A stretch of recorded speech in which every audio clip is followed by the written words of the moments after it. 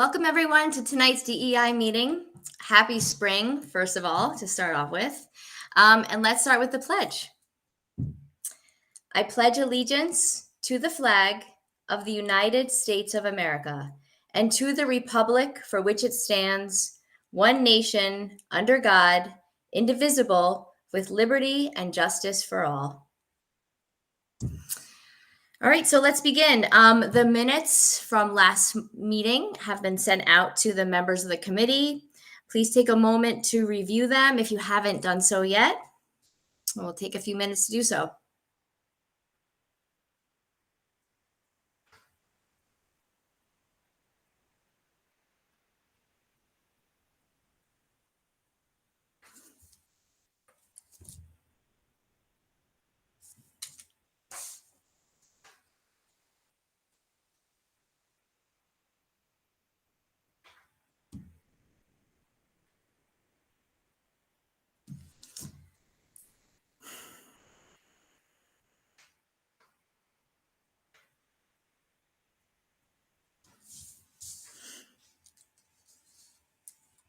Okay, so at this point, do I have a motion to approve the minutes? Thank you, Chris. And a second, Shaka, thank you very much. All right, so to begin for tonight, let's take a look at the reports from the subcommittees. Have all the subcommittees have a chance to meet, or at least is there something that is ready to be presented out for each committee? Excellent. Looks like we have the communications committee subcommittee up first. Okay, hi, I will be sharing for the communications subcommittee. So we met last Thursday. One of the things that we discussed was that we're going to have all fireside chats be virtual in the future because community members expressed the desire to keep them virtual. We're going to be collecting some more artwork at the end of the year for our flyers for fireside chats. And we're going to try to get some artwork that incorporates has some virtual components in them. And also try to broaden our range of students who may be making those artwork pieces. An update for our video. The district has gotten a lot of footage for the events, such as Unified Athletics. There are some areas where we're trying to get more footage, such as at the elementary schools, but there has been some awesome videos being taken, such as a civil conversation class, and the video is going to have a broader perspective. It's not going to just be about DEI. It's going to be about the district as a whole and who we are, and the motto will be, "We are Guilderland." Superintendent's conference day was last Friday. We were able to get hopefully get some footage of that event. I believe that Leah was going to send an email to elementary school principals and ask them to send their events, their calendar of events, so that we could get more footage of the elementary schools. There are some upcoming events that we are going to try to get some footage of, such as the Spanish Farnsworth Middle School teachers are having an empanada unit. Pine Bush is going to have some African drummers in May come to the school, and some other events. And that there will also be a newsletter that will come out and be mailed to the whole community. And the theme will be elevating student voices and how does the district give students opportunities to use their voices. And again, that will be sent to the whole community. And if I missed anything, feel free to add. Thank you. Wow, that's amazing. I love that. So you're getting footage, and then is it going to be posted somewhere or broadcast somewhere? Oh, yes. I believe the video is going to come out at around the end of the school year time, around May or June. I love that. That's great. Anyone else want questions for the subcommittee or want to add anything?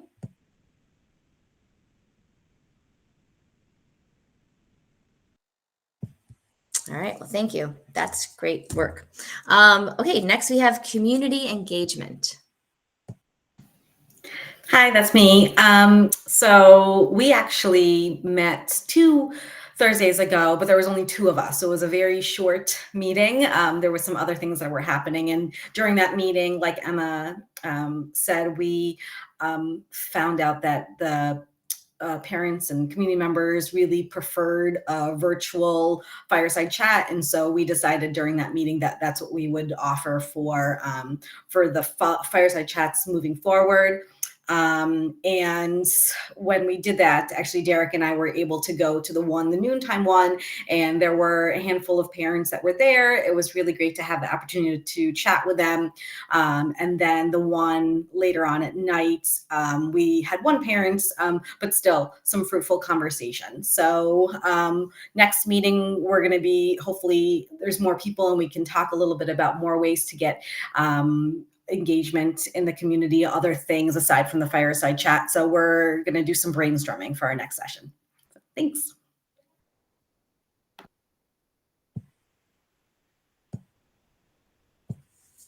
That's great. Does anyone want to add or have any questions for community engagement?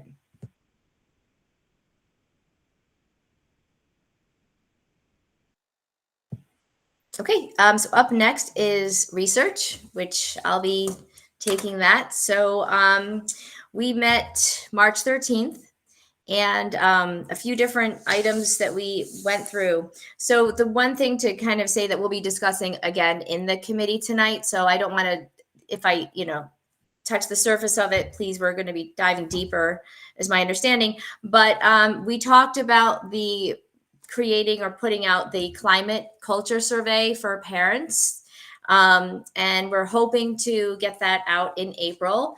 The district, I should say, is working to do that. The research standpoint is to take a look at the different types of the different questions that are already there. This is from a survey-based platform called Thought Exchange, where these questions come from.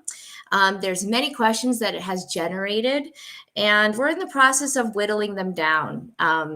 It's quite an undertaking because 43 questions is a substantial number. And when people complete surveys, sometimes too many is a deterrent to want to complete them. So we're trying to find out, there's many different important factors that we want to get from the parent stakeholders, but we want to make sure not to, make it to be too much that it defeats the purpose as well. So that is going to be something that we need to come up with soon, since April is very close to now. We need to get that figured out. So there was also the a part of the platform that allows for a feedback aspect where you can actually have a drop down option. And if parents want to elaborate on their response, let's say they're answering a question about how they feel about the district, and then they have a personal anecdote or something like that, it will allow them an opportunity to describe where their feelings are coming from and to talk about that. So that's something that we're going through. The next step, once that goes out, then it comes back. It's also a research task to analyze the data and figure out how we want to move forward with it. Really, this climate survey is going to be the predictor, the determining factor as to what areas we feel that the district can hone in on, areas that might be deficits, things like that, where parents can really voice what needs to be addressed. So that's going to be something that's going to be extremely useful going forward as we continue to formulate DEI goals. There's also an element to translate for those families that don't speak English. We can have that feature as well, which is why Thought Exchange is also a great resource. The next topic we looked at was another survey that went out last year. Dr. Nick Harris had the connections of being with the psychologists in the state, and he was able to send this out to many districts across the state. We didn't get as many responses as we would have hoped to, but there's still a number of another response that we did get, and I could take a look at the number for you. Off the top of my head, there's, I would say, 24 is what's on the report that Dr. Harris had assembled in the spreadsheet. Derek, if that number is wrong, let me know. But the spreadsheet that he assembled had 24 different districts that were itemized on the spreadsheet. He did a really nice job with providing for us the really detailed analysis of all the different results. So those results came up with categories that ranged from the organization of the various DEI committees across the state. As you know, this mandate was interpreted very differently by different districts, and how the districts wanted to address the formulation of a DEI committee varied from district to district, and obviously the demographics within each county and region are factors in how that has unfolded. As a result, this has allowed for different programming. So, for example, some districts have websites designated for DEI. Some have many different stakeholders involved, including focus groups. Others talk about the recognition of different holidays and how that has changed how the district moves forward. So our committee at this point is going to start to take a look at this data and begin to analyze it. So again, it's going to provide for us different areas that we would like our committee to go in, and maybe we can actually gain something from how some of the other committees are addressing it. Buffalo, for example, has a very extensive DEI committee. I think we can gain to look at how they do their programming. All right, I'm not done. I have more. So if you have any questions, feel free to jump in and do something. Okay, number 3, implications for the next steps of the committee. So Derek mentioned to us a book called Social Pain of Exclusion. This book seems to really speak to me as an educator and a parent. We talk about, and this came up last month, kids feeling excluded and how that, can actually affect their success. And this book talks about how the same feeling of pain that we might feel from an injury, a broken foot, for example, the same part of our brain, Derek, please correct me if I'm misinterpreting this, the same part of our brain that knows that trauma also knows the trauma of feeling excluded, and how that can really hamper a child's ability to be successful. So as we talk about DEI and the necessity of inclusion, this is such an important factor. So we started to brainstorm the next steps of other things to look at, as if our committee doesn't have enough. And one of those things that we can look at is this idea of grading for equity, and how by understanding a child feeling excluded in the classroom, how that affects their success as well. So anything from those committee members of mine who I've missed certain points, or any questions, I should say, because I put a lot out there. I think just something to add is we talked about therapy dogs, how some of the school social workers are reaching out to the PTAs to help fund this program. So I think that's definitely a conversation that we need to have so we can get more information on that as a district. Yes, absolutely. And that also brought into the idea of grant writing and things like that, because that's something that, would help to fund all of these different programs. Thanks for bringing that up. So PTAs are definitely our main essential part of how we function in the district. So that's one way to utilize them. Yeah, therapy dogs are extremely important in helping kids feel included. Agreed.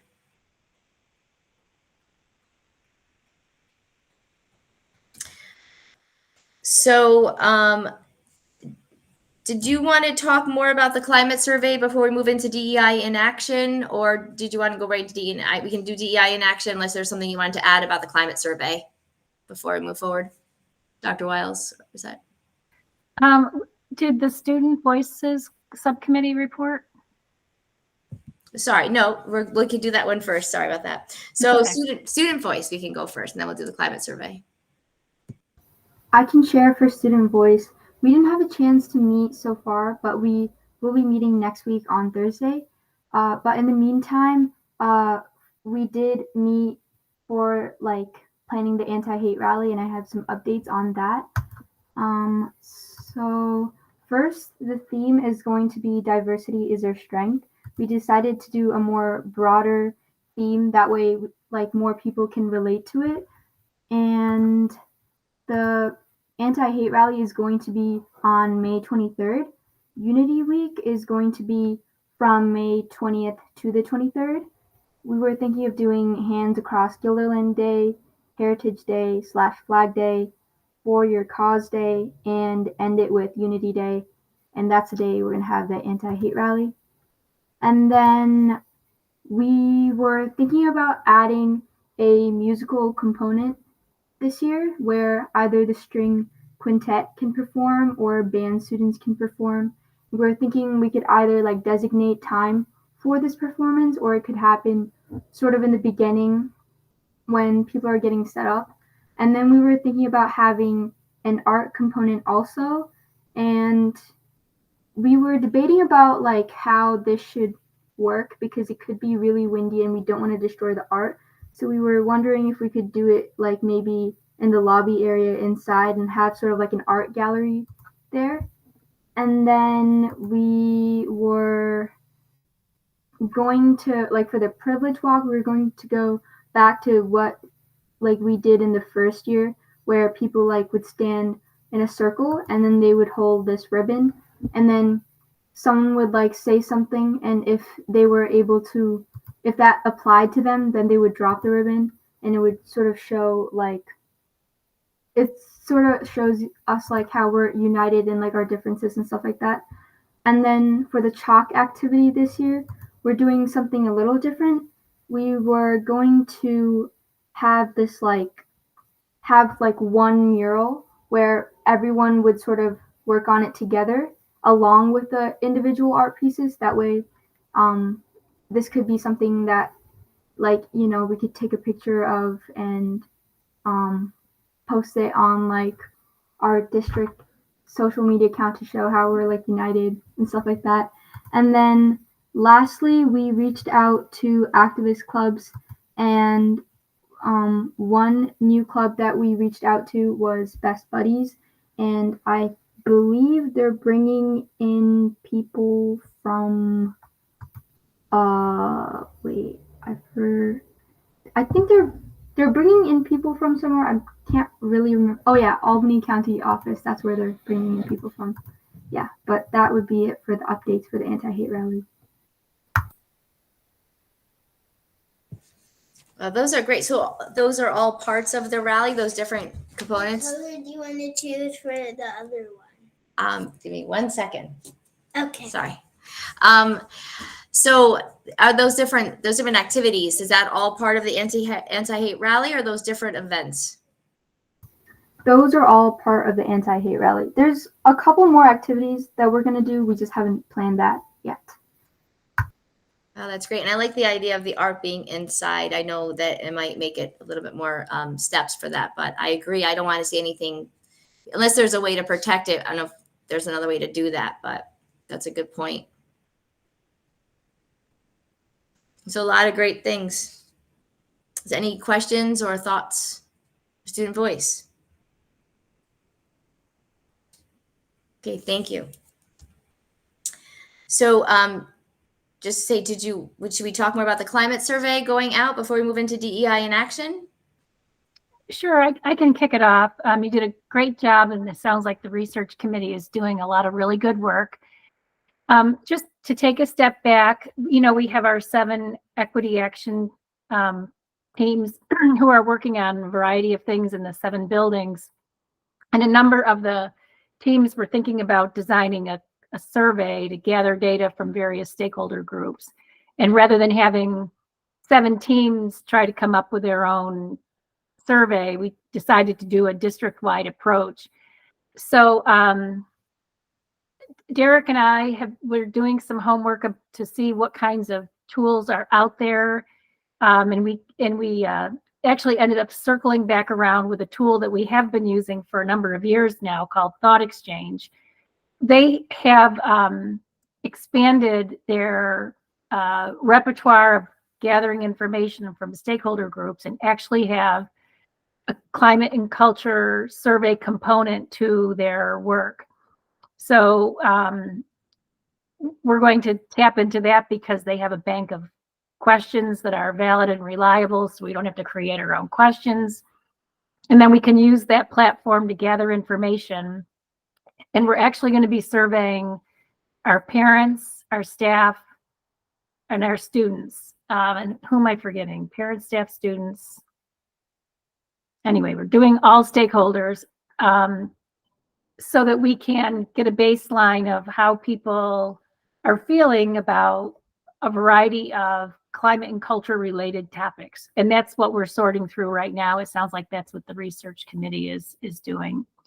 And then this data will become useful in many ways to the group who's right here on the screen, to our subcommittees, to our equity action teams, because the data can be sliced and diced by building, by grade level, by any number of filters that we build into that. And we'll be able to look at responses over time, because the way this is designed, we can put it out this April and then next April and the following April, and be able to look at some longitudinal data to help keep us on track as we do this work.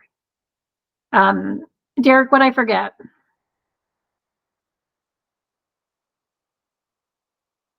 You're muted, Derek. Sorry about that. I think you covered all of it. The one thing I do like, I always point out, is that it does have the Likert scale for, traditional surveys, but it also gives us the option to be able to dig down and to ask a narrative question so people can give short answers. So we can really, there's a lot of functionality in this particular platform using this for our climate study. So it can give us a rich basis for collecting data, and as you said, we can do it longitudinally as well. So lots of functionality there. And we're aiming toward the end of April, because I know I'm panicking because April is knocking at the door. So it'll be toward the end of the month.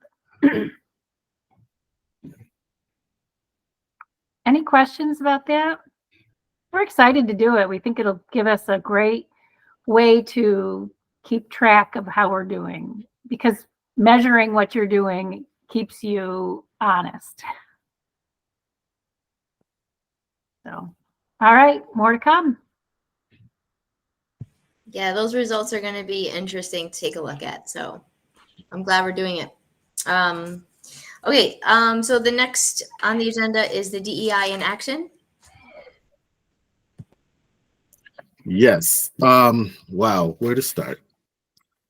This past month has been a busy month. We've been going around to the schools. There's been a number of different things ever since we've talked about the equity ecosystem and been trying to get that notion out to the rest of the schools. We were able to present on it to everyone at Superintendent's Day. And that was a good time to get to all the faculty and have them at least be able to understand the approach and how we're focusing our energy and what an equity lens is. Toward that end, we've been meeting with the building level DEI committees to discuss SMART goals and what that looks like, and making sure that our goals are not only SMART, but they're inclusive and they're equitable for everyone. That's going to be driving a lot of how we do this work. So we're starting that now, even though the climate study is forthcoming, and we'll probably do another round of goals once we have that data. But up to now, this is good practice. So everyone is getting used to that. Toward that end, Leah and I did go to Pine Bush to do a presentation on insider outsider theory, basically, and insider bias and the pain of social exclusion, and talk about issues of how our students and our faculty who can both be experiencing exclusion in the role that plays in our developing relationships and a sense of community, and providing that foundation to look at the more deeper questions together as a community. So it went well there, and as we traveled across to some of the other schools, we found that this may be useful in other spaces as well. We're looking to probably repeat a similar version of that workshop for the Altima Elementary School as well. So yes, from my perspective, that's the busyness on my end, but I'm sure Leah has a host of things that she will round out that discussion with.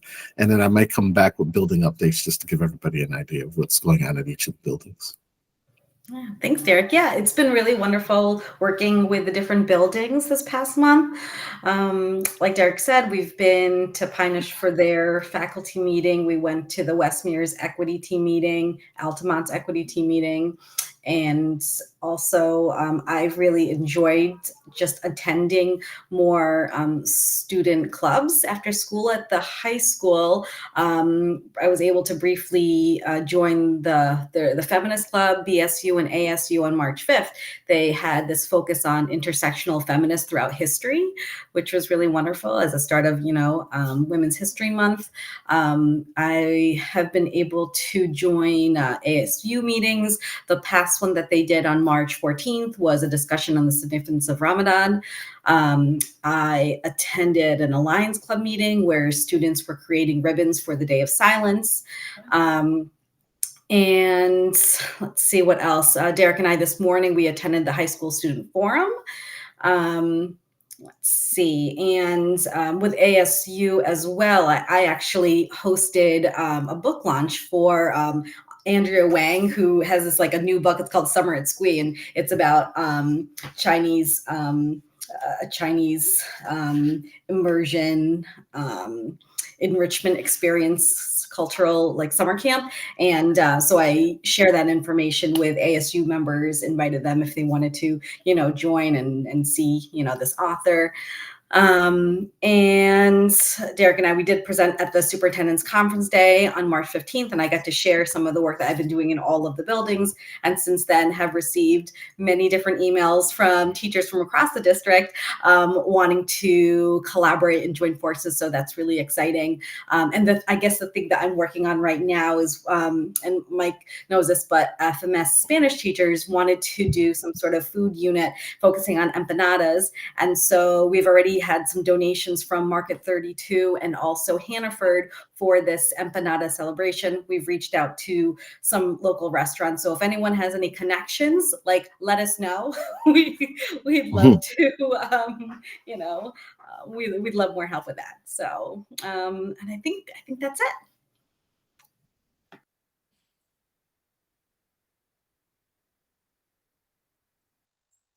Some hands raised, Yes. some questions. Emma. Yeah, I just wanted to say, as a Pine Bush staff member, Derek, that was an incredible presentation. Our whole staff was talking. We were having really deep conversations, and it was so insightful and so helpful. So I just wanted to say thank you as a Pine Bush staff member. That was an amazing presentation, and thank you for that. Awesome, thank you.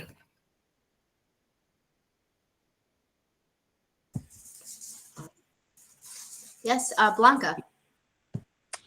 What kind of help are you looking for with the empanadas? Like someone to help you make them, donate ingredients, or are you looking for a restaurant to donate them already made? A restaurant that's already made would be wonderful. I don't think we have the space or the time when the students are in Spanish class to actually have, time to make them. That would be really wonderful, but we just don't have the space for that. So I think I think two places have said that they would help. I don't really know what that really means, but but if you know of anyone else, would love, to maybe get contact information and reach out to them. Okay, I'll follow up with you. My aunt owns the Empanada Llama, and also there's a Peruvian restaurant in Rotterdam that has been very supportive of the musical, so maybe they'll be willing to help. Oh, that'd be wonderful. Thank you. Blanca, I'm looking for some really good empanadas that I can crash that party. So if you can help out, that'd be awesome. Absolutely. And you can come too. I was just going to ask that, actually. Perfect. Mhm. Awesome. Any way to bring in food is always a huge draw. So that's good. That's great. Any other questions or thoughts? A lot of great things happening. So that's exciting. Okay, so at that point, looks like we have a hand raised. Where are we? Oh, No, just a Oh, comment. that's you. All right, sorry, I looked down for a second. I heard the tone. So go ahead, Derek. Looks like we're learning component time. Yes, before we jump in there, I just want to let you know what's going on at each of the buildings, and hope Mike can help me out a little bit. The building level DEI committees have been very busy and been meeting. At the elementary schools, like you said, we're at Pine Bush. They're doing a book study. One book is called The Inclusive Mindset by Justin Jones Fosu, and the other one is Start Here, Start Now by Liz Kleinrock. And they are really looking to, jump off to use those book studies as a jumping off point to approach their faculty, to get the faculty immersed in some of these issues, talking about these issues and seeing where the interest is. And we're looking forward to, help out with that and to be able to follow up with any workshops or PDs that may come out of those discussions. That they want to do either at the building level or at the district level. Also at the elementary level, over at Goodland Elementary School, they're having a lot work done by their building cabinet. They're starting to talk about the year and looking to get a schedule for professional learning and inclusive instructional strategies. So they're focusing on their faculty on the pedagogical side and looking at the inclusive lens that way. And they'll be developing their SMARTY goals around that activity. On top of that, we were also at Westmere Elementary School. They did also mention they're developing their SMARTY goals. They have two that they're working on right now, and both of them have to do with professional learning. And the second one had to do with some programming that they were doing in the school that they wanted to do that was of a multicultural nature. So they were working on theirs. We stopped by Altamont Elementary School, and they already started asking us to help with their design, their professional development to bring something similar to what we already did at Pine Bush on the pain of social inclusion, social exclusion, and insider bias, that whole thing, and build up upon that to really start leaning into developing a stronger sense of community. That they already have one, but they want to build on that so that people will buy into the DEI work that's going on in that building. They also expressed an interest in making sure that they have sort of a launching pad for whenever the new principal comes online, that they have their ducks in a row to be able to assist the new principal and continuing that work there. Linwood also has a book study underway that they've been doing on the book Blind Spot that they're continuing to do as well. So the elementary schools have been very busy. Mike, do you want to mention about the middle school? Yeah, so we've continued our professional development plan that our equity team sort of created last summer.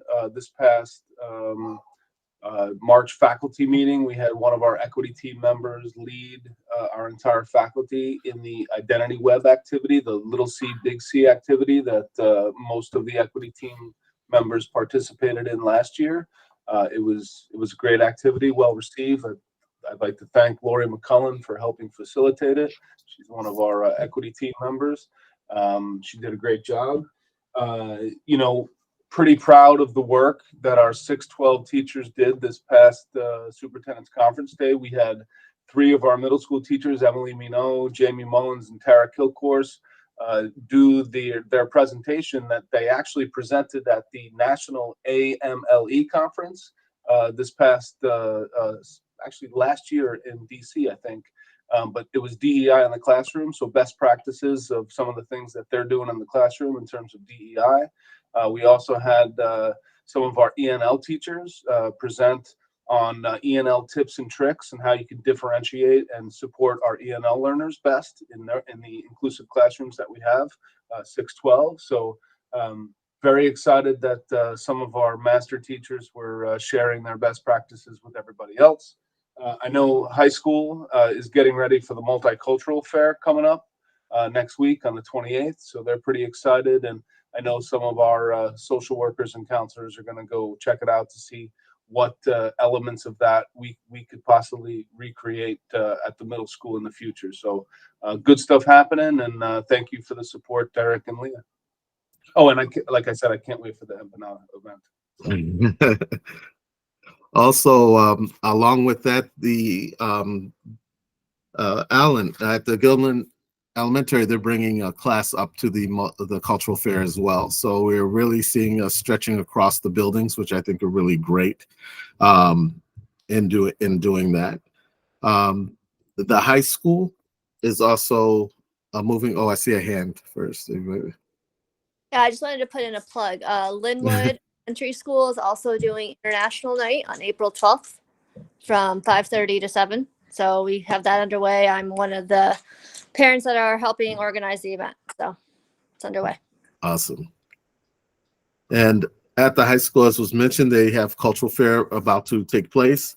The high school is really working on extending the student forums and allowing teachers to observe taping some of the forums and having teachers observe them to pick up on what they discuss, what they're hearing from the students, and develop some common expectations for Gilliland High School classrooms to look at our DEI practices and through that lens. They're also creating a look for document for classroom visitations that will be conducted in the second semester. So they're also turning their attention to DEI practices in the classroom and trying to focus on our pedagogy and making sure that we are being inclusive and equitable in those spaces.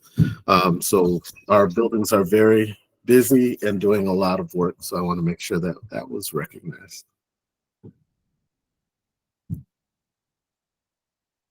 Yeah, thank you for bringing up all those different amazing things in the different buildings that are going on. So I'm glad to see that too.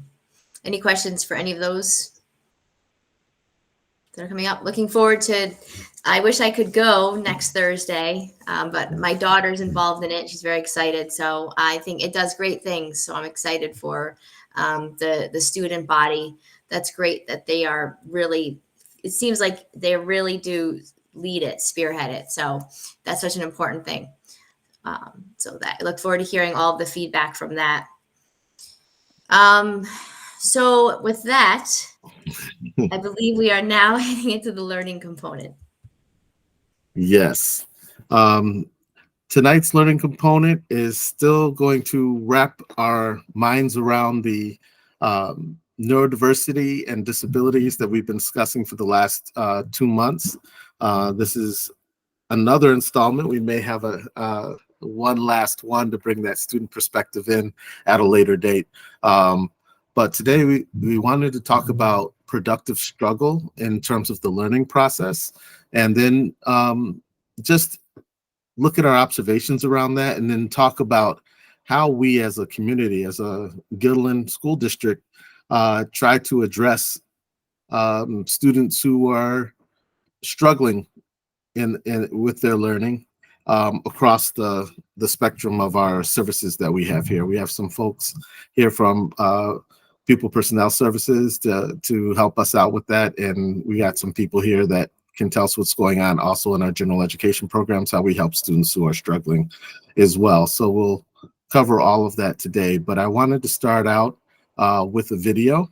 I want everyone to pay attention to it and observe what you're seeing with this young lady who's exemplifying productive struggle in the commentary of her mother as she watches her. And let's see what your observations are after that. Oh, somebody, I'm sorry, that wasn't supposed to come on yet. I will share my screen and try this again.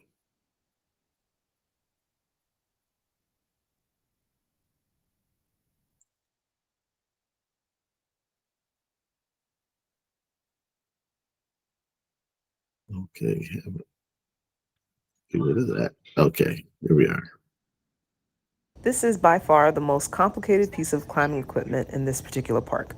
We've been here several times, but she's never attempted to tackle this particular piece of equipment. My daughter is an athlete and she knows it, and she's not used to finding things in a park that she can't tackle. Some people have a hard time seeing their kids struggle like this and decide to do the work for them by picking them up and putting them on the equipment. The problem with this approach is that the child still isn't strong enough or coordinated enough to actually be safe on the equipment, no matter what it is. I'm going to be honest with you. After 10 or 15 minutes of her productive struggle, I thought that this piece of equipment was really just designed for kids with longer limbs. So I said to her, maybe when you get a little bit taller, you'll be able to do this easily. But she wasn't hearing me at all. She said, I have to figure out this thing. And as you can see, she proved me completely wrong. Look at the joy that comes from her doing this physically and mentally on her own, which also meant that she had the strength and ability to get down on her own. But once wasn't enough. She had to prove to herself that she could do it over and over again. And then she told me, I'm not too little.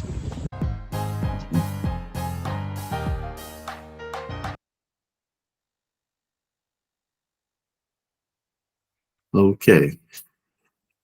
So it's a very cute video, but what did you notice? What do you pick up about productive struggle and from the perspective of the parent and the student?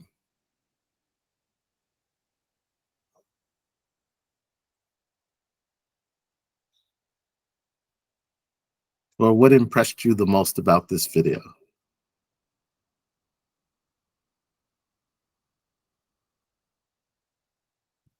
Okay, we have two hands raised, Lisa and then Shreya. Hi, everyone. Good evening. Love the video, especially. It just reminds me of my son, who's also become a rock climbing fiend right now. So he enjoys that productive struggle as well, tackling these really high level walls. It's crazy. But anyway, I think as educators and parents, it's in our nature to want to help and step in. And it's really hard to see our children frustrated and struggle. But when we do that, we're interfering with their learning process. And I remember one of my son's elementary teachers telling him, mistakes are our friends. And he would come home and repeat that mantra to me. Mom, mistakes are my friend. I'm gonna keep trying. I'm gonna figure it out. And I think we have to realize that and step back and let their brains do the work, because that's how they build their flexibility and their independence and feel good about themselves and build their confidence. Excellent. Shreya. I really loved how she just had this mindset that she can't, give up, that she can do it. And that's something I feel like even as a high schooler, it still applies to you. Because like a lot of people these days, like if they come across something that's hard, they just won't try because they like have this mindset that they just can't get over it. Like I know that like when I was studying for my physics midterm, I just thought I could never like figure it out. It was so difficult. I just couldn't do it. But then like if you find different ways to approach the same problem, then that's what's going to help you. Like a lot of people nowadays, like when they keep trying, they'll keep doing the same things over and over again instead of trying something different. Even if that just means like a different study method, or like, I don't know, studying with your friends, like it could like severely change like your progress towards reaching that goal. So I really like how this like small simple video expressed like so many different meanings.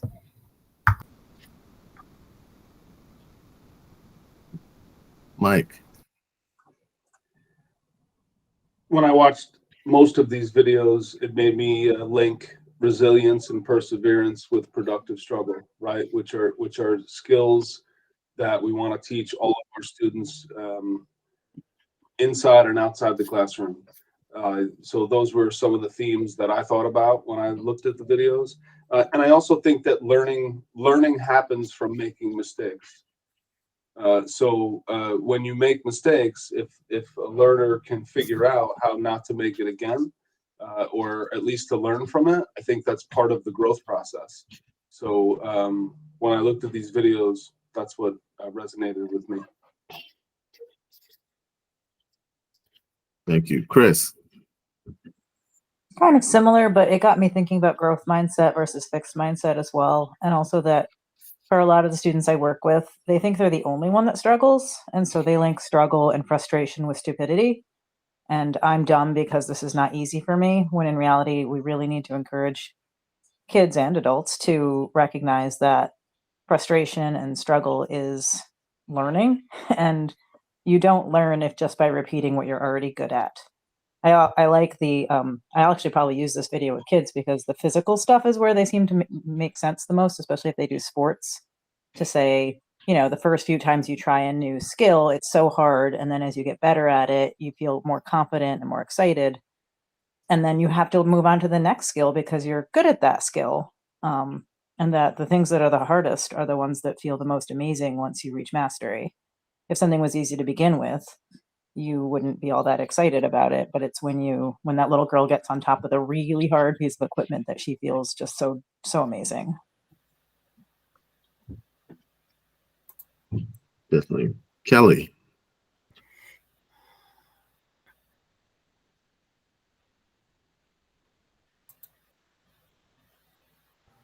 You're muted, Kelly.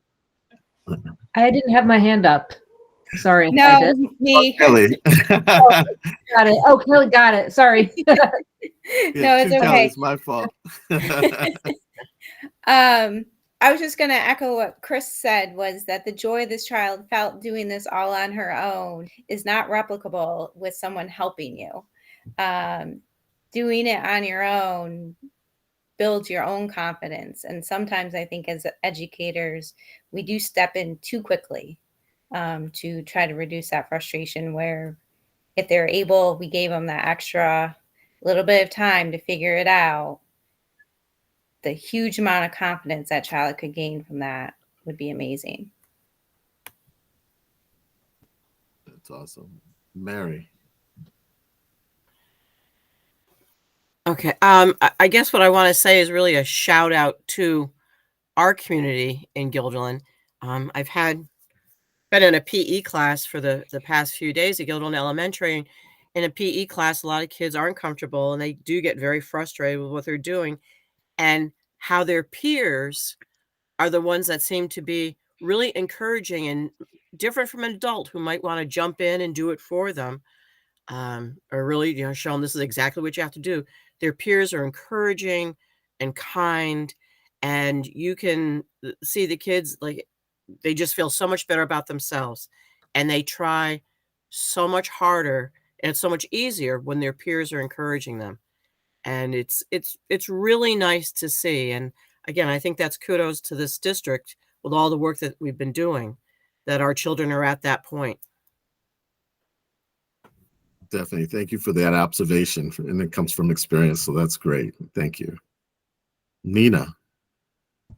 Yeah, just to echo a lot of that, I feel like as parents and educators, it's always this constant place between scaffolding and, I don't want to say enabling, but we want to be able to provide that for our kids, but at the same time they have to fly on their own. And it was interesting, something you said too, Mary, about the peer influence, especially as they get to become teenagers. The role that we have as parents, like the influence just drops, and the peer influence is so crucial. So they really learn from how their peers respond, right? And no matter how many times I try to tell my kids something, they're not going to learn until they make that mistake. And generally it's their peers evaluating them that gets them to make that connection. And so much of the brain that's, not utilized, if you don't use it, it doesn't function. So these neurons, these synapses only connect when they are able to do it on their own. We can't take their neurons and mush them together as much as I want to. They have to do it by figuring it out, by falling on their own, or, attempting on their own. So I guess it's just difficult to figure out where that, how do we figure out where that level of involvement is, providing that scaffolding without being helicopter parents. That's something that I think a lot of us grapple with, especially given today with all of the dependency on immediate gratification from phones and things like that. I think it's prevented kids from really being able to form things on their own because they've just had it at their fingertips. So their brains just haven't learned how to do that. It's just been provided for them so instantaneously. So how do we break away from that and help them to learn how to make those connections without being, controlling it, which we can't do. They have to do it on their own, and they haven't learned to do that because of these dependencies that they've developed. Definitely. There's a message in the quote I wanted to read from Katie DiPiero. I'm sorry. The video was a wonderful reminder that we need to provide our students with a wide variety of experiences and to set high expectations for all learners. And like Kelly said, remember to not always jump in too quickly to help. Give the students a chance to try it on their own. When we look at that video, I think a lot of people already pointed out that young person's approach to learning was definitely had what Chris referred to as growth mindset. If we have a fixed mindset, it's hard to put in that effort. A student won't put in that level of effort if they feel like only the smart people don't have to work hard or put effort in, but we know that if they're not frustrated, they're not learning, as Mike said earlier. So their approach to learning is important, and making sure that we're fostering a growth mindset in our students. As Carol Dweck would say, the person who coined that phrase, is that we have to harness the power of yet. I haven't learned that yet. I haven't got there yet. You don't say I can't. We haven't done it yet.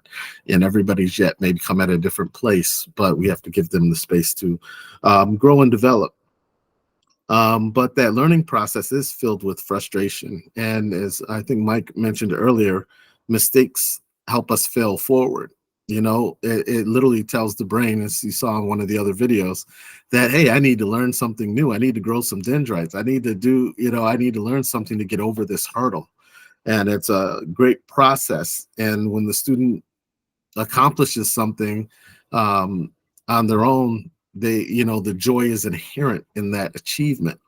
And Zaretta Hammond, who also has a video, I don't know if we included it in the thing, but she always says that competence precedes confidence. Like, once students have that success, then they build their confidence.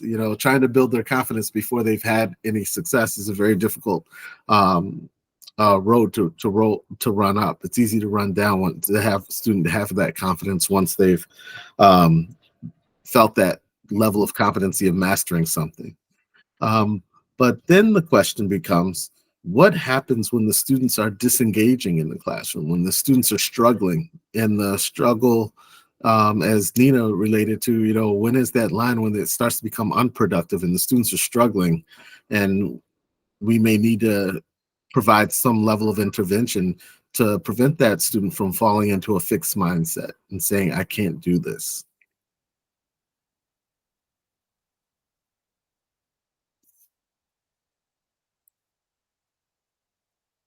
Nina. Yeah, definitely. I mean, I have some students that have what we would consider like learned helplessness, when they've just learned that they're going to get what they need by teachers if they continue to kind of pull back. But then I have other students who might be in classes that are really too challenging for them.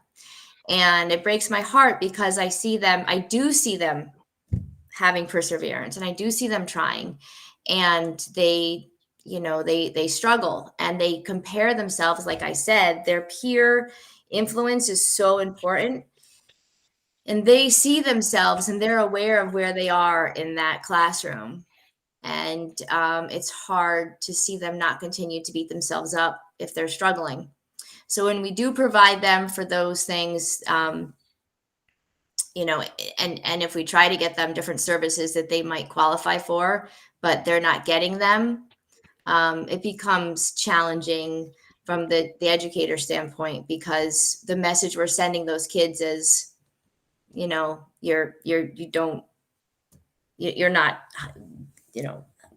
have the intelligence for the course, or whatever it is, however they interpret that. And I think the importance of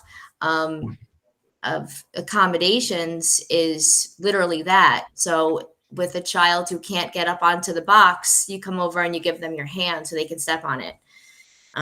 So, I think that in that regard, I think that there's a constant need for school districts to ascertain when a child does need those pieces of assistance to help level the playing field for them. And I think it's important that educators in the classroom, because we are the ones that are there, are the ones that see those things, so that those kids don't continue to feel badly that they aren't deserving of what their peers have access to. But sometimes that's why there's different levels that are given for those students as well, if they're not going to be able to sustain at the level of their peers. Mike, I see your hand is raised. Can you want to elaborate on some of the things that you guys do?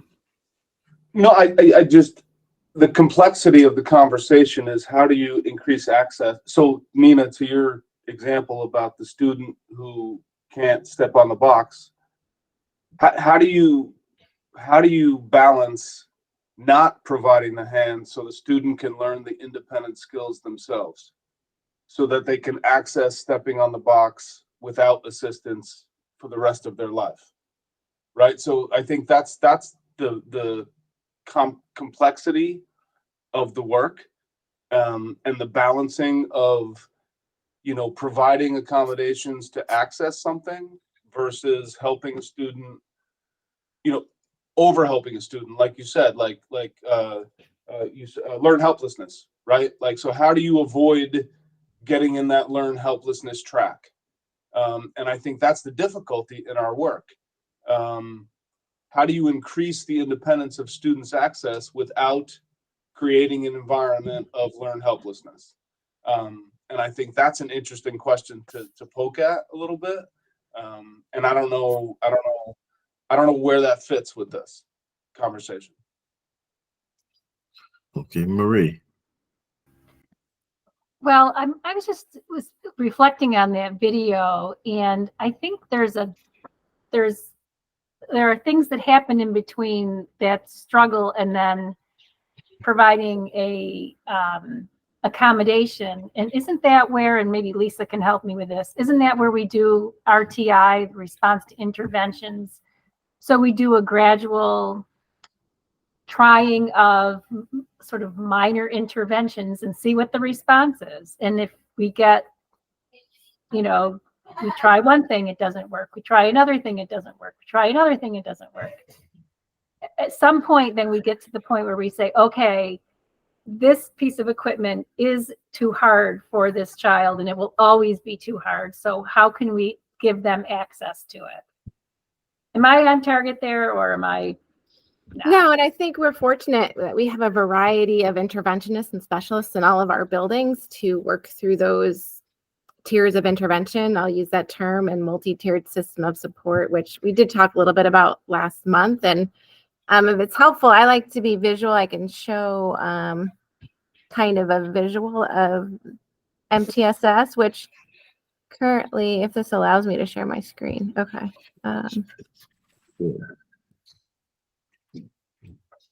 Let me get to the right thing here. Sorry, it's just, and I don't have my multiple monitors. I have a hard time navigating. Is this showing up? Here, it's coming now. Okay. I can't do both. Let me present it bigger. Hold on.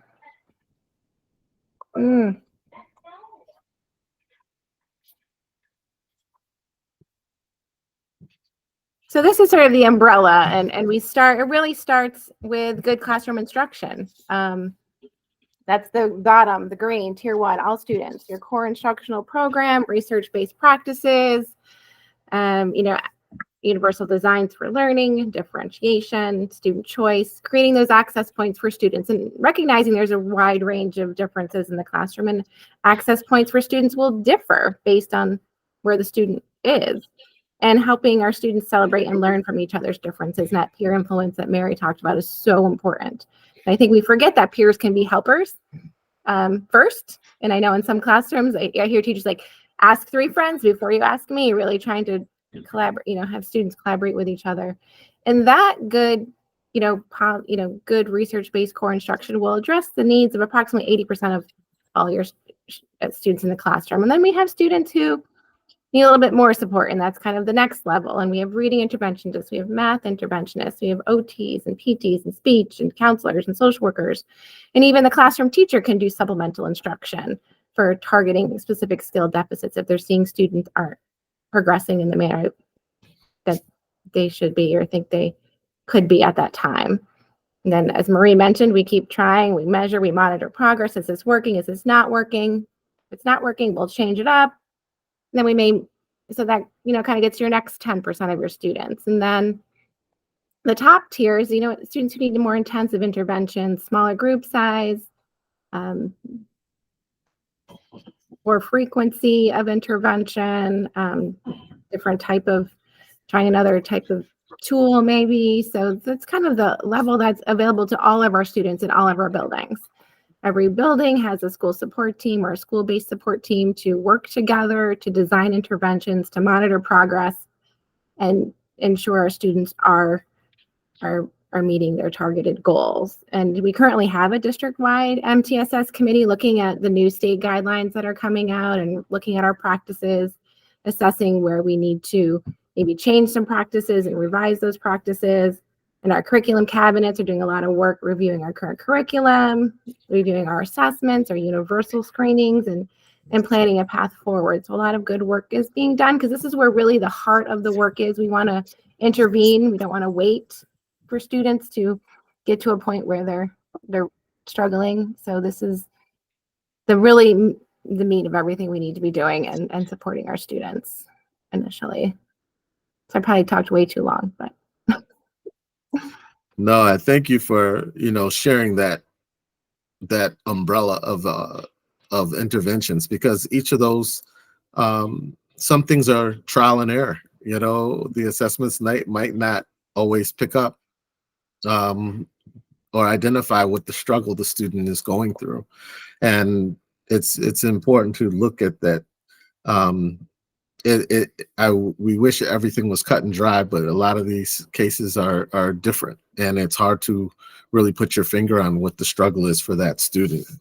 And you had said something in a meeting that I tried to remember because we were talking about that quote, is that to bring it back to our discussion of neurodiversity and disability, you said everyone with a disability is neurodiverse, but not all who are neurodiverse have a disability. And I think that that's an important piece of the puzzle to realize, is that there aren't neat baskets to sink our students into. And also, even our neurotypical students don't all learn the same and struggle as well. So there's a range of different things that need to be done to make sure that we're addressing the needs of all students and really being inclusive and being equitable. And it's a struggle to make that happen across the board, but it's something that we have people tackling on a daily basis in our district. Mary. I think a lot of times we talk about the things that we need to do and we need to be better at, but there are just so many success stories in Guilderland of students. And, there's one in particular that I do have to share of a student that I worked with at Guilderland Elementary, and we worked so hard with her to overcome her helplessness and to advocate for herself, and to feel good about advocating. When does she really need help and when didn't she? And she's in high school and she's doing phenomenal, and she's a student athlete. And so I see her a lot, and she said when looking at colleges, she was so excited because she found a college that is going to meet her academic needs in addition to the athletics. And she's able to advocate for herself now, and she knows what she needs. So, I think sometimes we get so, caught up in what we have to do and what maybe we should do or aren't doing. And we forget about the great things we have done and the students that are really flying and doing and so well. And I'm lucky I've gotten to see them from elementary up through high school. And it just makes you feel so good that we're here in this district and able to do that. So kudos to the people in special ed. Thank you. There's a difficulty in this work. And, you know, in baseball, if you're batting, you know, if you're 30% right, you're great, you know, but the expectation in education is that we, you know, have all the answers, but a lot of time we have to, the dirty work of looking for the answers is difficult. And the nature of education in the learning process is that, how should I put it? It's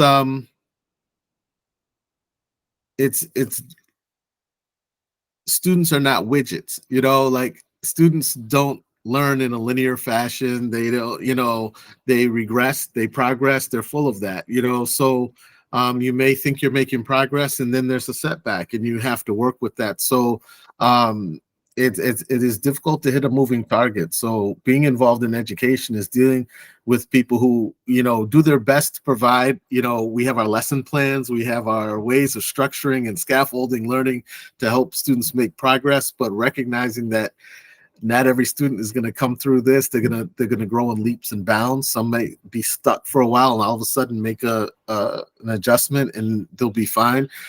So it's not the easiest of things to do is to keep 30 minds together in a classroom and move them from point A to point B. So all our educators, they took on a huge huge endeavor, and we are, I say as educators, we are brain changers. Literally, we do change these students' brains on a regular basis. This work is not for the faint of heart, and it's not easy work. And a lot of teachers, we get focused on the ones that are struggling in our class because our job is to bring everybody along, and that's a difficult, and everyone's carrying that weight and trying to help each other and support each other.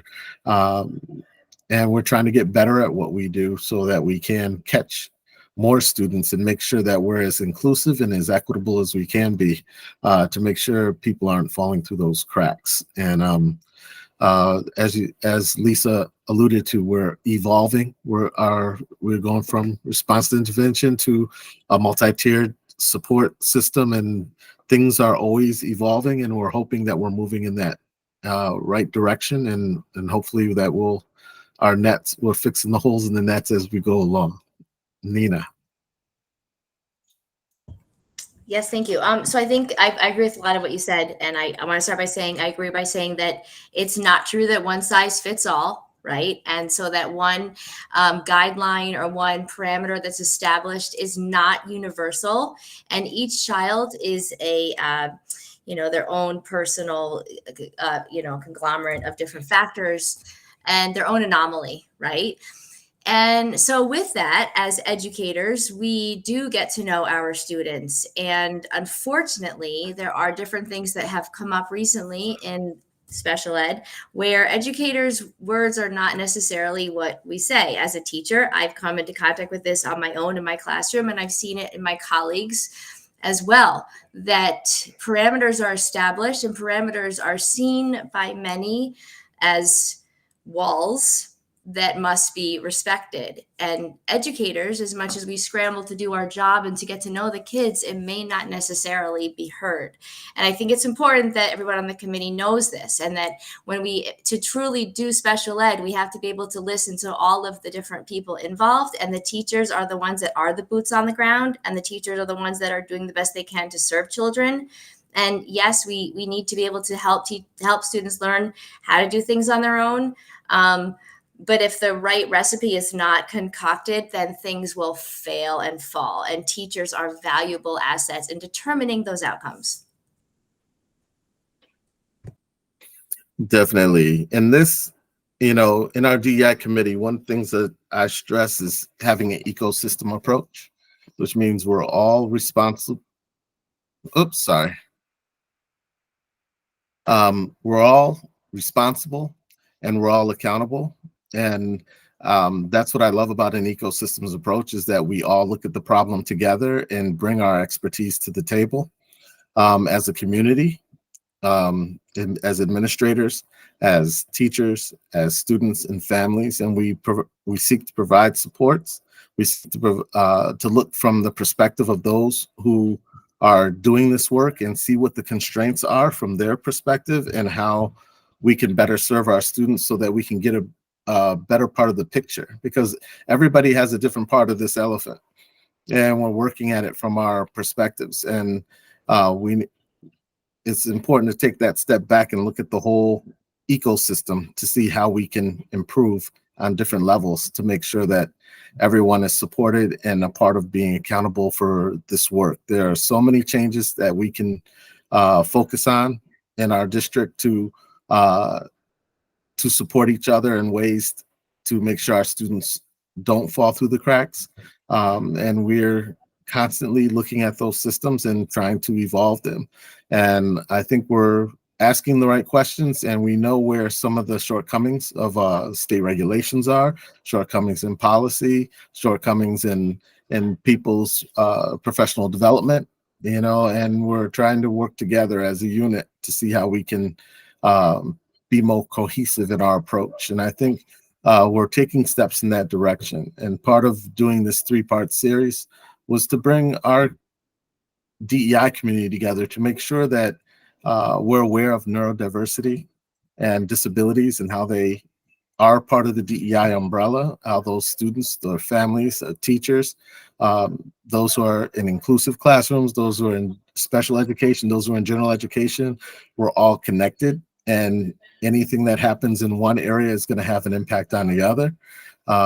So we have a collective work to do, and I'm looking forward to figuring out and answering some of those hard questions and being able to say, how can we grow and develop in this area so that all of our students, neurodiverse and those who are neurodivergent and those who are neurotypical and those who have disabilities and those don't can reach their potential in our school district.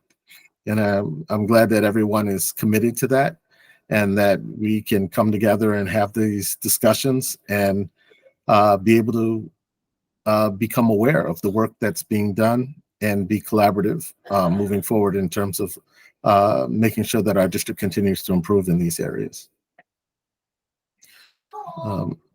If there's any other questions or concerns that anyone would like to raise with regard to the learning component tonight? Lisa. Thanks. I just do want to, and I thank you, Mary, for your comments. Do want to just let this committee know about the decade of progress that we have made as a district. And so my team's been together about a decade, and it's not just us, it's everyone, all of our administrators, all of our teachers. We have over 80% of our students with disabilities are educated in general education classrooms. So we have neurodiverse students in classrooms all throughout the district, and we have a range of continuum of services from our least restrictive level, which may just be related services in the classroom, to more restrictive, whether they're in a self-contained program or they've integrated co-teaching. So we are really, our graduation rate for students with disabilities has jumped from 71% to 94% in 21-22. And this is the 5-year, there's a 4, a 5, and a 6-year rate, but after COVID, we found some students needed that extra year to obtain their high school diploma. And we actually outperforming a lot of our neighboring districts. We have neighboring districts coming to us to look at our continuum, to see our practices, because we're doing some really good work. Do we have work to move forward to? Yes, everyone has that productive struggle, right? It's not just for kids, it's for grown-ups too. We're all in it. We're out working to improve our practices, to improve our outcomes for students. And I don't know if I'm sharing your slide, by the way. I see it. Thank you. I appreciate no that. problem. So as you see, even the least restrictive environment, that last column, in 2013-14, we had 72% of our students with disabilities in gen ed classrooms. Now we're up to 80%. So we're even including more students than we have in the past. This is not, this is everybody's working, together, and all the way to our, teaching assistants and related service personnel and principals and teachers and it's just remarkable the work and the growth we've had in the last 10 years. And I don't know if it's helpful to just have this committee to be aware. So when do we tip the scales from that multi-tiered system of support to my child needs an accommodation plan, or my child needs an individual education program? And that's a comprehensive evaluation process, looking at the intervention history, working, with the teachers who do know them. And, there's really a threshold we have to meet. We have to say that either the child's needs adversely impact or substantially limit their access to their environment. So there's a threshold we have to meet to qualify a student. And our classification rate currently is about 12%. So about 12% of those students do meet that threshold. But a lot of, I think the more important work happens at the multi-tiered system of support levels, where we can really want to move students forward so they can not tap, we don't need a plan for forever. So it's a work in progress. We're moving along, and I am really proud of everyone in the Guilderland School District and happy to work here. Thank you for sharing that. And I definitely would be remiss if we didn't share that slide and put it on the record. I think that's a lot of positive progress in 10 years, especially that graduation rate is incredible. We want to continue to support the work that's going on. And you're right, not just in our special education area, but also in our general education area and the supports that we have there. I think the connection needs to be stronger, and we want to strengthen that connection so that there is a smooth connection. If 80% of the students are in general ed programs, then there's a partnership that we want to make sure that we nurture and strengthen, and as we move forward. So I thank you for the work that you've done. I thank you for participating these last 3 months, giving your time, you and your staff and personnel services, to come on and share with us and to provide materials so that we can do this learning module. We probably may continue to do another one with a student focus to get that perspective in that we missed. But I hope everyone is aware of how this is a DEI issue under our umbrella, something that we should be considering along with all the other issues that come underneath our umbrella, and make sure that we're coming together as a team to work on these issues. The moment we stop or think we're good enough, then we're moving backwards. So let's keep this momentum and start discussing how we can become a more cohesive unit in these ways. There's a lot of questions we need to answer, especially as we move toward the MTSS in our district. That's going to have implications for teaching and learning. It's going to have implications for pedagogy and how we relate. So lots of work in front of us that we do, but we want to make sure that our DEI committee is connected to that work and is aware of how this is unfolding, so that we can be of support and that we can facilitate some of the conversations that need to happen. So if no one else has anything else to comment, I'll conclude this part of the meeting and put it back in the hands of our chair.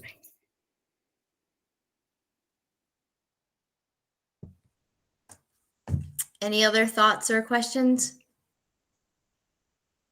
I agree that the role of the team is absolutely essential. And I think it's wonderful that committees such as these exist, because based on the research that we saw from some of our feedback, not all schools are doing these holding these committees and listening to what people have to say. So it's absolutely beautiful.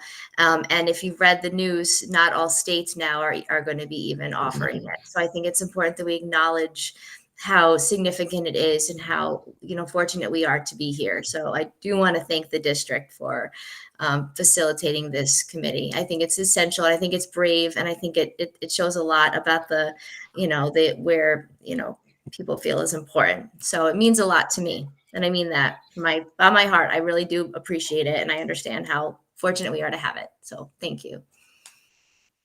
So with that, do I have a motion to adjourn tonight's meeting? Shaka, thank you. Do I have a second? Thank you, Mary. And Tamika, thank you as well. So everyone enjoy the later, longer days, and we'll be seeing you soon. Have a good night. Good night. Thank you. Good night, everyone.